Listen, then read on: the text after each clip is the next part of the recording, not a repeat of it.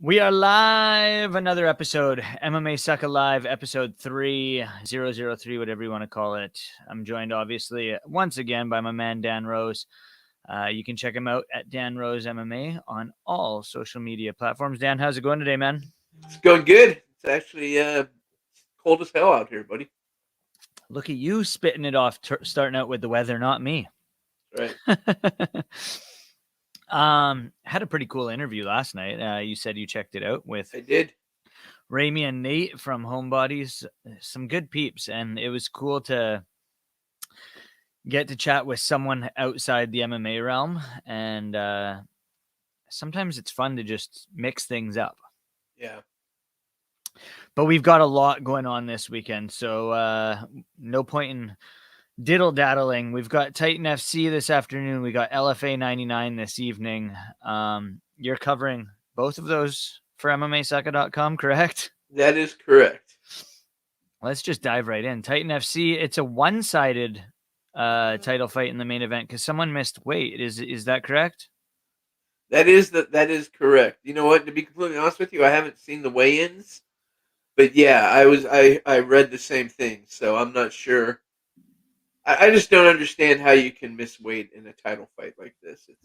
No, especially when it's at the magnitude that it is. Like, I mean, obviously it's not the UFC, but at the same time, it's an organization that is aired on UFC Fight Pass, so it's leading you to the UFC. As we said, these are feeder leagues for the big boy promotion, and if you're missing weight in a title fight for them, it's not a good look. It's not a good look at all. And like you said, it's not the UFC, but like LFA and Titan and organizations like that are like the next step before the UFC.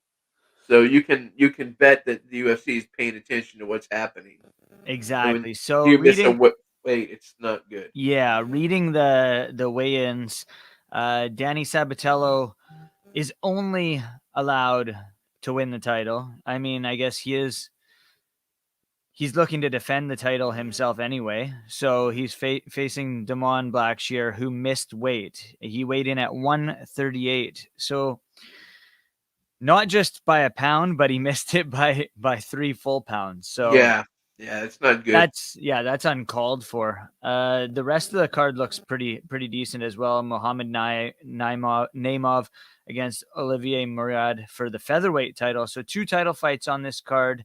The Facebook preliminary card is pretty cool that they air their fights on Facebook, and then there's after party fights. So after the main card finishes, you can head back over to their Facebook page and check out the after party fights. Are there any other fights on this card that you're really looking forward to? You know, of the 2 fights you mentioned, I'm looking forward to the co-main event. I guess the featherweight championship with Olivier Murad. I think that's going to be, in terms of the skill sets of the 2 fighters involved, I think that's the better fight of the 2, and I think that has the potential to really be a really solid, good fight. Maybe I'm going on a limb a little bit here, but maybe the best fight of the weekend. Really? Yeah. Wow, that's saying something for sure. So looking over later on in the evening, 6:00 Pacific time, 9 p.m. Eastern time, we've got another title fight on our hands in LFA 99, the last event of double digits, moving on to the triple digit card of LFA 100. LFA is doing big things. As we spoke before, you love covering these guys. They have no qualms being a feeder league to the UFC with Ed Soares at the helm. They've said that right from the get-go. Right when he took over the promotion, he's like, no problems. I have no issues feeding my guys to the UFC. This card is stacked. You should check it out by any means necessary. Again, it's on UFC Fight Pass. So we're lucky tonight. A bunch of stuff for you UFC Fight Pass fans. Looking over the card, as I said, a 205-pound main event between Myron Dennis and Fabio Cherant. That one is a slugfest in the making, man. It's a very, very good fight. Who are you looking at in this fight? I like if I had to choose who I think is probably going to walk out the winner, I think Myron Dennis has more paths to victory, but it's going to be a good fight too. I mean, if you don't watch LFA, I've been covering LFA now for MMASucka for a while, and I've gotten to the point where I absolutely love to watch their cards because They're fast paced. One fight ends, they run the next guys out there. Um, the fights are usually pretty action packed. And when I look at feeder leagues in terms of being a feeder into the UFC, I think what LFA does so well is they prepare the fighters for the next level. For sure. When these guys come over to the UFC from LFA, they're professionals and they're ready to go, and they've had a ton of success at that event at that level as well. So this card's going to be good. I'm excited about it for sure. I'm also excited, obviously, for them to have their 100th event coming up because they're going to pull out all the stops for that. That they are. One thing I also like about LFA, well, a couple things, obviously, but the one thing that stands out is they don't overload their events. As you said, they have a fight and then boom, next fight's walking out, but it's not a 13, 14, 15 fight card. This card literally has 9 fights on it, and you'll get through those 9 fights probably in a couple hours time. So yeah, it's not going to take up your entire day. You can throw this on at 6 at night and you'll probably be finished and out of the way by 9 at the latest. for sure. Absolutely. You'll be finished by 9, no doubt about it, because 7 of the 9 fights will air on the card. There's a couple preliminary fights, and yeah, they get them over with right away. As soon as the fight ends, they got the next guys ready to go. It's a fun, fast paced event. There's only been a couple times where I've watched LFA where I was like, all right, come on, let's land this. It's always good, and there's good fighters. I mean, there's fun fighters like Cody Brundage is fighting tonight. Yeah, I was going to ask you, other than the main event, other than that light heavyweight championship, for someone who doesn't know LFA, what should they be looking out for on this card? Keep an eye on Cody Brundage. He always has absolutely fun fights, and he's in there tonight with another guy who's got similar experience. Cody's 5-1. He's fighting Joseph Cropshot, who's 4-1. That should be a really good fight. Nate Richardson is another fighter. He's a featherweight for LFA. He's 8-2. He's going to be fighting against Fernando Padilla, who's another good fighter at featherweight at 12-4. And the co-main event should be a good fight too. Brent Moore, I'm a big fan of his. I enjoy watching him fight. And of course, like we said in the main event, that's Fabio Charant and Myron Dennis. That's going to be a slugfest. For sure. All right. Tomorrow, what do we got? We got UFC 258. Kamaru Usman looking to defend his title against Gilbert Burns in ex-teammate versus ex-teammate championship fight. This one, a lot of people have been waiting for. It's finally upon us. It took a little bit to get to us, but let's not talk about that to start. Let's go through the card itself, because you and I are both in that last one standing, the tournament. And this is season 5. We're upon us. What a fight card to start season 5 with. It is almost impossible to choose 3 guarantees on this fight card. I have 1 guarantee, and it's not even a for sure guarantee. I'm pretty confident in Miranda Maverick, but other than her, seriously, any of the underdogs could win. I'm so shocked at the fact that, let me go through the card here, that Bilal Muhammad is as big a favorite as he is against Diego Lima, because Diego Lima is a slugger and can knock anyone out at any given time. There are just so many underdogs on this card and such close odds that it was so hard to pick my 3. I did it. I did mine too. I'm not confident. I'm not going to say who they are because I don't even want to. Come on. Okay, fine. Okay, just let me pop into my Twitter because I actually forget who I picked. But just looking at the card itself, before I dive into my last one standing, let's talk about Bobby Green. He weighed in and then he collapsed backstage. The fight is supposedly still going forward. Do you agree with this? With the fight going forward, it's to me, I need to know more information. On principle, I would say that if you make weight and then you go backstage and collapse, you're probably not in a good medical, state to fight. I would err on the side of caution and probably say, all right, we're going to go ahead and call this one off. But I don't know all the details as to what was going on. I don't know if it was, as a result of cutting weight, if he was just, I don't know enough about it. All I had heard was he had quote unquote collapsed and the fight was still potentially going on. I think that's the one thing that issues me the most is, well, not issues, but obviously we don't know the facts. We don't need to know the facts. It's not our job to know the facts. But I think if we hear that someone collapses backstage, that it's not right to throw them inside the octagon to have a fight. Yeah, and again, I mean, and maybe I'm just trying to play devil's advocate on this, but collapsed can mean a lot of different things to a lot of different people. Yeah. And initially, Dana White said that he collapsed, and I'm not, hey, far be for me to ever impugn the word of the great Dana White. But sometimes he gets things out there that aren't exactly as accurate as they could be. Did he slump down in a chair and Dana White refer to that as a collapse? I mean, I just don't know. The bottom line is there's medical professionals back there for that reason. And if they're going to allow him to fight, I would probably say it wasn't a collapse as much as it was just the guy's exhausted. And he's, but I don't know. If he collapsed, he shouldn't fight. That's my opinion. Makes sense. Tracking back a little bit here, we've got a comment from Facebook, Christopher Hollis. He covered AFA 117 and ACA, I believe. ACA, yeah. ACA 117. Absolute combat. As he said, which lasted from 7:30 a.m. to 2 p.m. So he appreciates knowing an event will have good pacing for LFA 99. That it definitely will. and I can say this as someone who's been through the ringer on those cards. When you cover the UFC, sometimes you're covering the prelims, the main prelims, and then you can. I've been sitting here from like 4 p.m. till 1 a.m. before, just like I don't even want to watch fights anymore. So I understand where he's coming from. That is a long time to cover events, and thank you for him for covering that at 4:30 this morning or whatever it was. Our time. Yeah. I don't know where he's located. 7:30, he said. So, all right, my last one standing picks.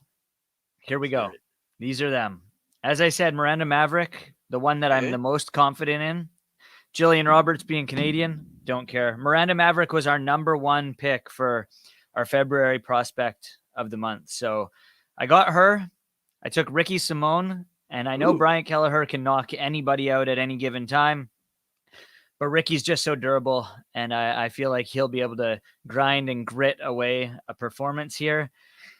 And then one that I'm not uber confident in, because we know Anthony Hernandez is pretty damn good, and he comes from a good promotion, and he's done good things inside the cage. But Rodolfo Vieira is 7-0, and he's a jiu-jitsu world champion, and he should be able to get the job done in there. So I took him as well. I took 3 favorites. I'm not going to be upset about. I'm not going to be upset about that because, yeah, I split the pot of season 4 of Last One Standing, and I didn't take one underdog the whole season. So, wow, that's how you do it, son.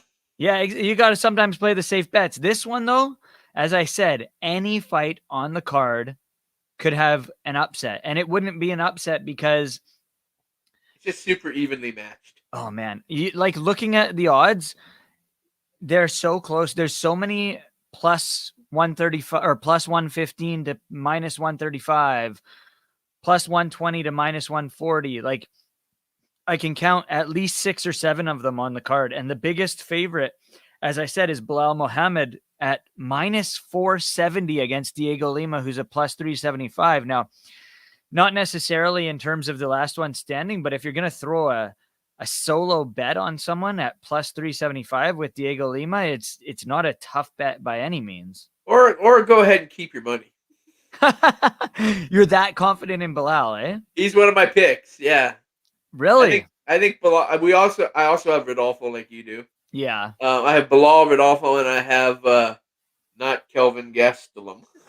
Do you see? That's where another one where I'm like, he's a pretty big favorite against Ian Heinz, who's also got a puncher's chance. Like he's durable. He's taking a licking and keep on ticking. You know, I like Kelvin Gastelum. I like what he does, but at a minus 225, I just couldn't do it. No, I went with the underdog. I made an underdog pick on that one. So, you took Ian Heinz. Yeah. I said nice. Not Kelvin Gastelum. Oh, not Kelvin Gastelum. I like that pick. actually. I like that pick. Okay. That's who I got. I got Bilal, I got Ian, and I got Rodolfo Vieira. Who knows, man? I was leaning going Andre Ul because Chris Gutierrez is a last minute replacement, but I know he's so good and he's durable as well. But what's crazy is Gutierrez comes into this as a last minute replacement, but he's a favorite. I know, it's crazy. Now if you're looking for someone to maybe put a little money on outside of last one standing, take a look at Ewell. I mean, for sure. That's exactly what I'm thinking. Him. I mean, obviously Gilbert Burns. We'll talk about that fight.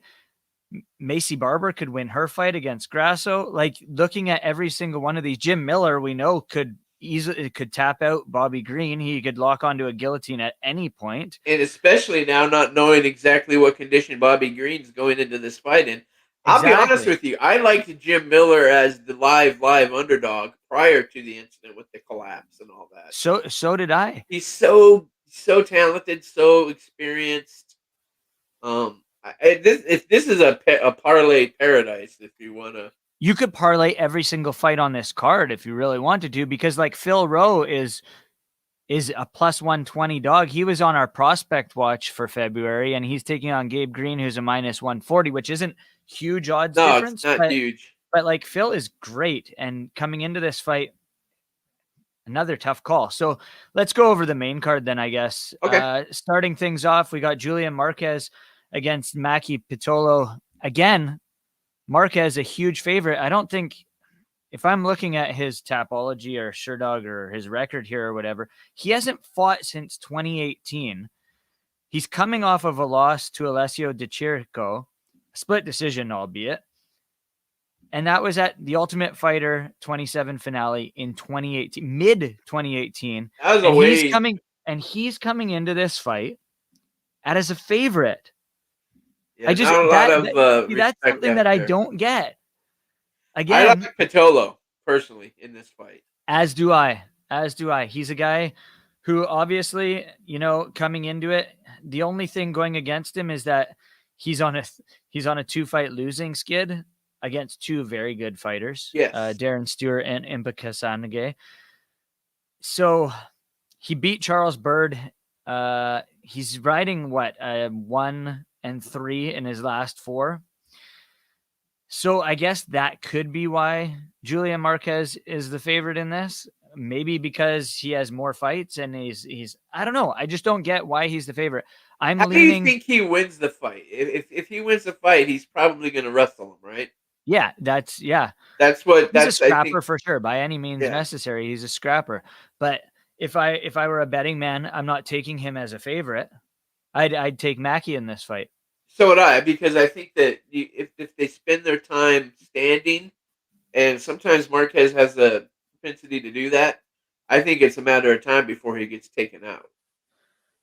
Couldn't agree more. Moving up the card, we've got, as the aforementioned, Bobby Green against Jim Miller. Both guys veterans. Bobby Green surprises us a lot. Well, he surprises me a lot of the times when he gets inside the cage because he gets the victories.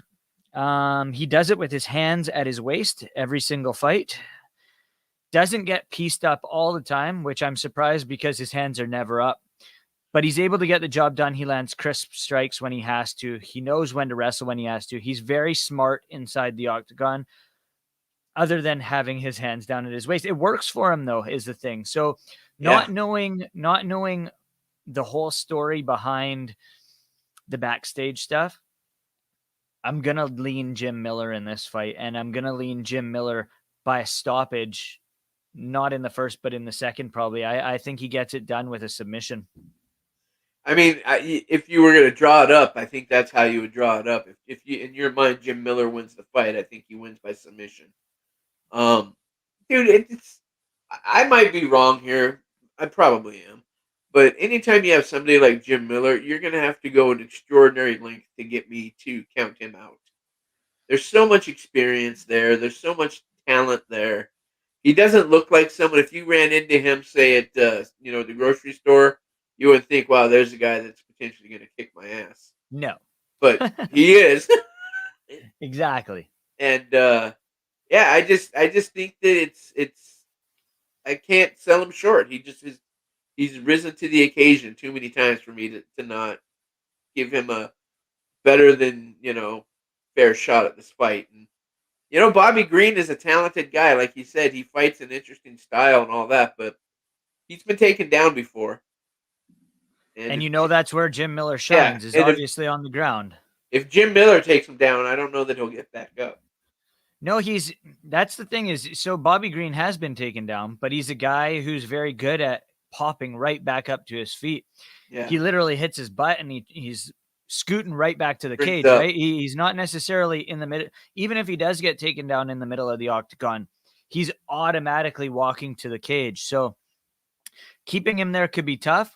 Both these guys are coming off a loss. Both these guys need a victory inside the octagon. I could see, I mean, they're nearing the end of their career for sure.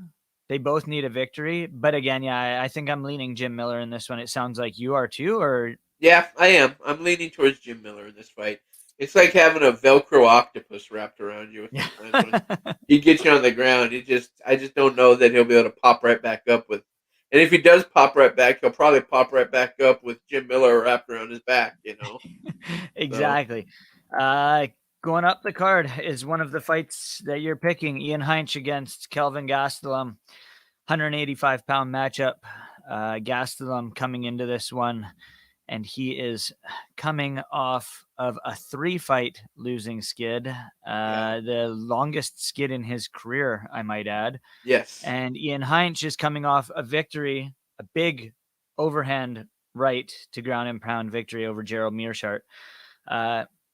However, of course, who isn't? Yeah, true. But however, that was in like June of 2020. So a bit of a layoff. I think this is a very tough fight to call, and it all depends on which Kelvin Gastelum shows up. Like anytime Kelvin Gastelum comes into the cage, it all depends on which version of Kelvin Gastelum we get. If we get the version that won the Ultimate Fighter and came off of that and did as well as he did and ultimately became a contender, then we could see him run right through Ian Heinisch in this.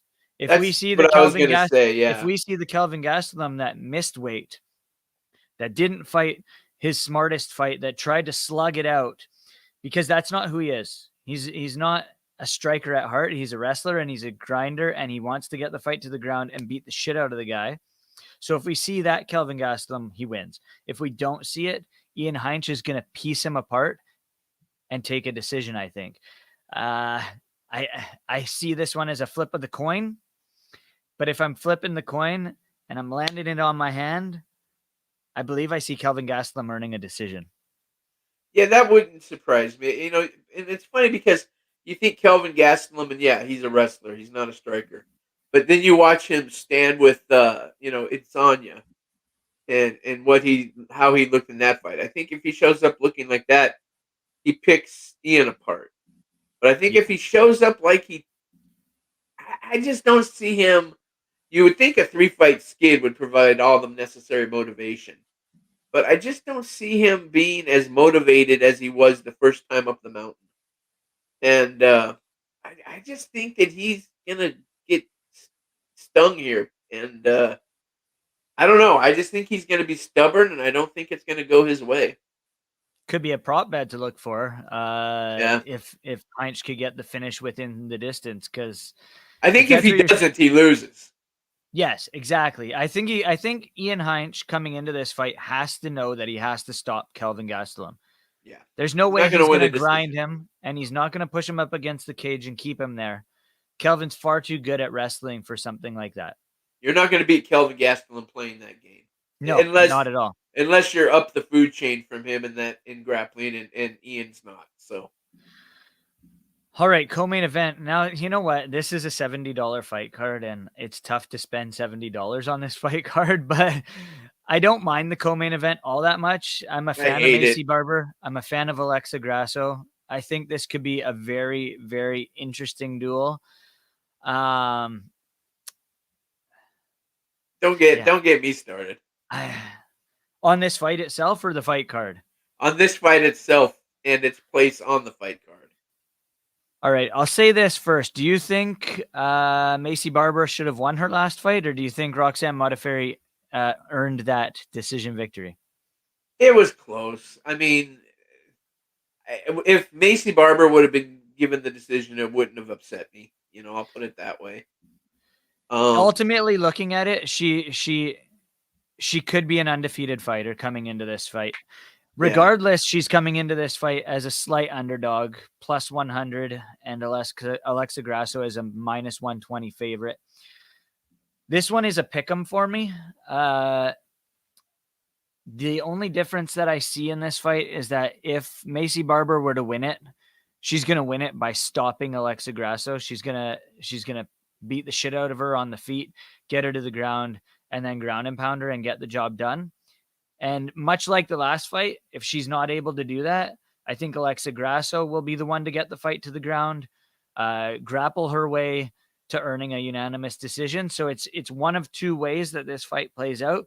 yeah. I see more upside to Macy Barber, and I hate to say it because I'm a very big Alexa Grasso fan. I actually picked her against Carla Esparza. I thought she was going to win that fight, and she proved Carla Esparza proved me wrong. She fought a beautiful fight against Alexa Grasso. Yes. Very close. Again, another one where it could have gone either way. She did come back and beat Ji Yeon Kim in her next fight, but I think this fight against Barber, I'm going to take Macy Barber by third round TKO. I like it. I don't have a problem with the fight itself. I just feel like if you're trying to sell a pay-per-view card, this isn't a co-main event that's going to make people say, "Oh wow," Who do you put in the co-main event spot? The Bobby Green Jim Miller fight? I would, if it's me, I put Kelvin Gastelum in the co-main event spot because even though he's on a 3-fight skid, people still remember pretty vividly his fight with Israel Adesanya and how that went. And He's the only one to make him look the way he looked. yeah, I mean, he was legitimately in that fight. And Bobby Green, Jim Miller, you can't go wrong putting Jim Miller in a co-main event. But I don't think it matters. They're selling this card on the strength of the main event, and I'll be completely open and honest with you there. I don't think this card's going to do well business wise. No, I agree with you as well. For sure. I don't think that there's a fan base out there as good as Usman is, and he is very, very good. I don't think that people are invested in him or care about him really as much as some of the other champions and even non-champions that are, headlining events. So I think that the UFC might have just kind of figured, hey, look, we need to have this fight. The hardcore fans, the UFC fans, this is the fight that you have to make it welterweight. Let's not throw away another huge fight on this card. Who are you picking in the co-main event? Ah, ah, ah. I would probably go with Alexa. Well, I don't know. It's so tough. Like every fight on the card. Maybe Macy Barber. I just think that from my perspective, I think Alexa Grasso is a little tougher than she is. I think if this fight goes into deep waters, it benefits Alexa more so than Macy Barber. If I had gun to my head, I had to make a pick. I'm going to go ahead and take Alexa Grasso. Fair enough. We'll talk the main event before we wrap things up or talk about any other news that we want to. But minor hiccup in the main event. Kamaru Usman initially weighed 170.5 pounds, but it was due to a mask. Yeah. Took off the mask. That's a heavy mask. That is a heavy mask. I don't think anyone was too worried about him losing 0.5 pounds, but No. It was a little bit of a hiccup. I think the thing with Usman, as you said, he's not a people's fan. Like, he's not a people pleaser by any means necessary. He's great at what he does inside the octagon, but he doesn't have the name value behind him. I just don't know what it is, to be honest with you. I don't get excited to see him come to the cage. I don't get excited. Initially, I wasn't a fan of his fighting style up until the last 2 fights, I'll say. Sure. And then he proved me wrong and he looked fantastic. And, but I'm not too sure. And I think Gilbert Burns depends on how this fight goes. Even if Usman takes him down and gets him onto his back, even the fact that Gilbert Burns is such a legit Brazilian Jiu-Jitsu black belt, you have to have space off your back to do anything. Like we've said numerous times about guys that are Jiu-Jitsu guys, like Tony Ferguson against Khabib. It doesn't matter if Tony Ferguson is on his back because you have to have space. And we saw what Charles Oliveira did to Tony Ferguson with very little space off of his back. Yeah. As a 10th Planet Jiu-Jitsu guy, you need space. Gilbert Burns is not 10th Planet, but he does need space off his back to be able to create opportunities. And Usman is so good at pushing people up against the cage or using shots or punches to create shots to get your guy to the mat and then create very little space off of your back. I believe Kamaru Usman does what he has to do and earns a decision victory in this. I don't think he's going to be able to stop Gilbert Burns. I think that Usman wins the fight, and I think he will stop Burns. Do you? I do. I think he's gonna stop him standing. Wow. Yeah. I think that Kamaru Usman, while he might not have the most stylistically pleasing style to the fans, and while he just doesn't carry himself in the manner that, is what attracts the fans. I mean, let's be honest. If you want to be a fan favorite, you got to either be a jackass, you got to go the Conor McGregor route. You got to, you have to have a hook, and he doesn't have that hook. But what he does have is fighting ability in levels that I don't think exist in many other people. When you talk about pound for pound, I'm with you when he comes. It's not must see TV for me when he fights, but I think he's amongst the elite in the world of mixed martial arts, and I think that he beats Gilbert Burns. I like Gilbert Burns. I've always liked Gilbert Burns. I don't think Gilbert Burns has a lot for Usman in this fight. It's another one of those ones where it's close on the betting odds. It's a little further apart than some of these. We've got Gilbert Burns at a plus 235 and Usman at a minus 275. So, I mean, it's not a giant spread. So people are, I feel like it could get a little bit closer as the fight Yeah, nears. I think so too. Well, that does it. UFC 258. We didn't go over any of the early prelims, other than who we were picking. There's not it's not as stacked as we might say, but I think the fight that I'm looking forward to most on this entire fight card, actually, other than the main event, is probably the Ricky Simone versus Brian Kelleher fight. That should be a scrap, dude. That should be a great fight. And the fact that it's been lined up, nearly 1 million times and never played out. So I'm so happy that it's finally playing out. I know, it's crazy how many times they've tried to put that fight on. It's going to be a good card. I think that it's one of those cards that on paper you might not say, I got to see this, I got to watch it. But I'll watch it. I'm going to buy it. I'm going to watch it, just because I watch all of them. It's ridiculous. For sure. But I think it'll be good. What else do we got this week other than UFC? Well, we talked LFA. We talked Titan FC. We talked UFC 258. Now we can go over a few of the cool articles that we got over at MMASucka.com. Cool, let's do it. And some news. First things first, Chimaev fight against Leon Edwards canceled yet again. My goodness. This fight is becoming Khabib versus Tony Ferguson 2.0. Do you think we'll ever see this fight play out? Probably, but to be honest, do we want to? Do we care? I mean, I'll watch it if they fight. I'll watch it for sure, but it's not a fight that shoot, I can't believe it fell through again. I mean, I just want to see him fight again. I don't care who he fights. And then I saw that Wonder Boy offered to step up and take his place, but yeah, that fight's not going to work out because Leon Edwards is adamant that he stays on the March 13th card or whatever card it is, and Wonder Boy's hands aren't healed up yet enough to fight on that date. So, man, oh man, it's like the stars just do not align. So also over on MMASucka, we got our UFC 258 betting tips. Ash Kamya puts those out. Pretty cool little article. It is a good article. I like that. Results ACA 117. There's a Titan FC preview. We've got previews for every main card fight at the UFC, and my predictions for the Bellator light heavyweight tournament. Which I read, I liked. That is about it over there. We've got, cool articles. As we said, we've got results all weekend for the fight cards. Their UFC Fight Pass has a ton of events. I think they said last week 5 events over the course of the next 2 days. We've got results for 3 of those 5 events, I believe. Yeah.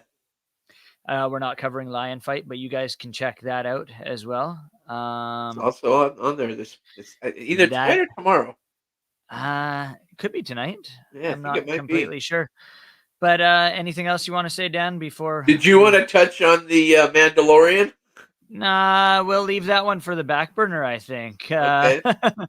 We don't need it. We don't need to dive into politics or any of that kind of stuff. But one thing I did want to touch on is Dana White has made clear that the UFC is targeting Dustin Poirier versus Conor McGregor 3 for the summer. Now, the trilogy fight is what Dana White wants to see. The trilogy fight that I thought we would see was Conor McGregor versus Nate Diaz, not Conor McGregor versus Dustin Poirier. What are your thoughts on this, Dan? I would personally rather see Nate Diaz fight Conor McGregor next. I think that's the fight that is more interesting to the fans. And I would like to see somebody get a shot at 155 who's a little more deserving of it. Throw Justin Gaethje in there again with Dustin, or there's just so many things. Oh, obviously Michael Chandler is somebody who could do something there. I hate seeing the division held up at the top. You've got Khabib who Dana White refuses to say is retired, despite the fact that he's retired. Especially the fact that he said, you know what? We should just give the belt to Dustin Poirier. I know. I mean, what else does Dana need to hear from Khabib to know that Nurmagomedov isn't coming back? And, that's not to say never, but right now it's not his intention to come back.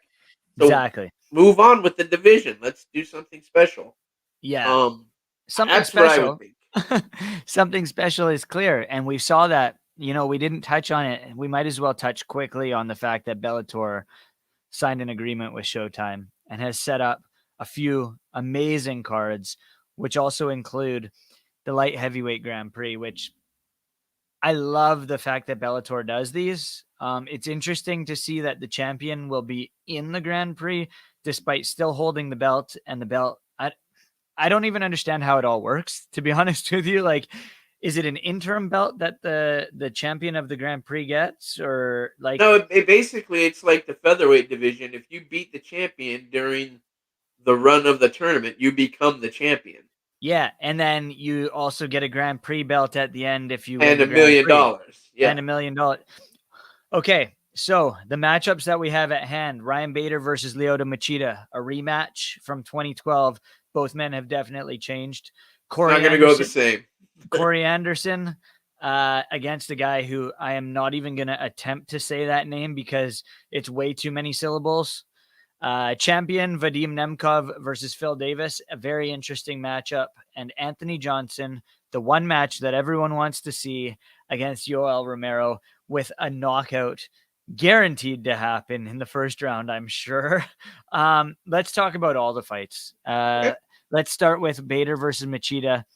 I picked this one. I'll just talk about what I said in my preview or my predictions, because I mean, people have read it. It's been out a few days, but I do believe Bader takes the decision in this one. I think he's come a little further than Machida has sort of declined.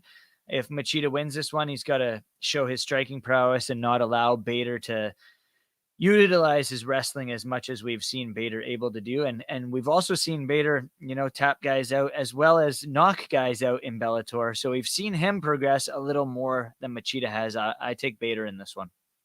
Bader all day, Bader for the whole enchilada. For the whole Grand Prix? Yes. Really? Wow. He doesn't lose Grand Prix fights, man. He's undefeated. He's a Bellator previous Grand Prix, heavyweight Grand Prix. He's the man. Wow. Okay. We don't even need to go into the other fights, but we will. Corey Anderson against that guy with far too many syllables. I say the guy with the syllables wins by round 2 TKO just because Corey Anderson is Corey Anderson.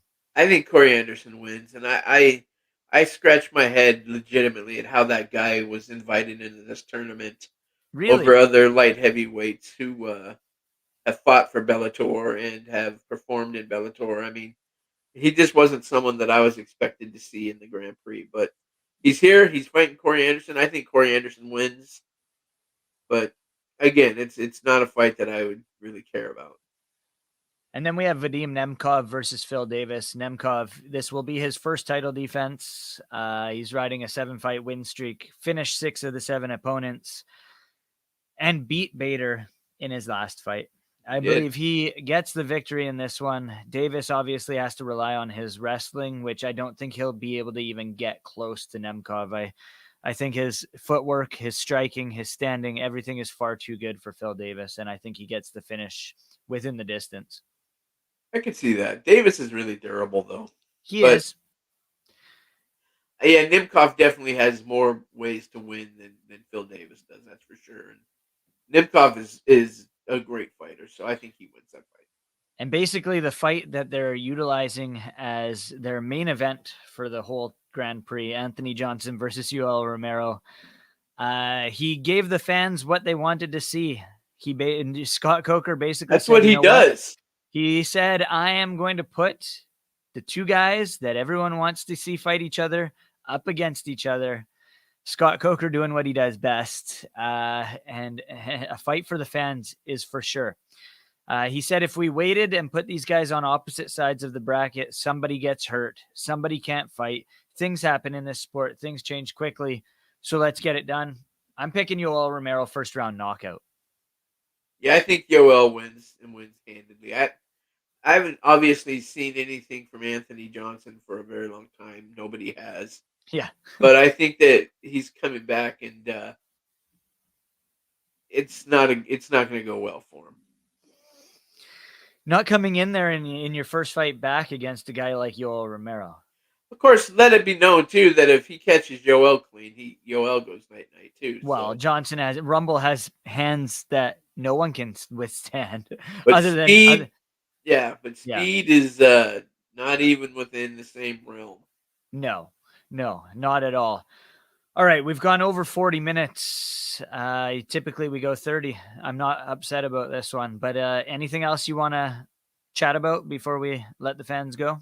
Has there been any rumors? I heard that Kenny Florian said on his podcast with John Anik that the UFC was bringing back the Ultimate Fighter, and they had welterweights penciled in as the coaches, which of course made everyone think Jorge Masvidal, and I don't know. Who do you think it's going to be? I don't know. There are those rumors, right? Yes. We do know the Ultimate Fighter's coming back. That's for certain. Dana White has made that clear. I believe he has actually made it clear that it's welterweights fighting in the show as well. I'm not positive. I couldn't even put out a guess as to who I think is going to coach. I think everyone's tied up. I could see them doing, I don't want to say it. Say it. I could see them doing this GSP Khabib thing. All right, don't say that. Don't put that hate out there. I don't want to see that. I don't want to see it either. I don't. And I've said that on record numerous times that I don't think that's the fight to make, but who else do you put in there? I think you're going to put in Colby Covington and Jorge Masvidal. It would make for good television. Colby Covington needs something to redefine himself now that Donald Trump is no longer in office. He can't do that whole shtick anymore. If that fight plays out, how do you see that one going down? Because I think Colby Covington destroys him. Do you? Jorge says that he'll come back in there and he'll take Kamaru Usman's head off if he has a training camp. He takes the belt at 3 weeks. He takes his head off with a full camp. I could say the same thing. I could say you give me Francis Ngannou with a full camp and I'll take his head off. Doesn't make it so. Did you listen to Francis Ngannou on Joe Rogan? Man, that guy, the fact that he talks so calmly is the scariest thing in the world. There's a lot of things about that man that scare me. And, but I can say, hey, you give me a full camp, it's his ass. You don't want this. I can throw these tanks. On that note, Dan, we are going to let the fans go. Check us out at MMASucka on Twitter, at MMA_Sucka on Instagram. You can follow myself, as it says underneath my pretty face there, at Jeremy_604. Dan is at Dan Rose MMA. Make sure you check out MMASucka.com for all your news, rumors, results are our big thing these days, and recaps. Yep. Check us out, guys, and make sure you follow along here on YouTube. That does it for another episode. We'll be back next week. Peace.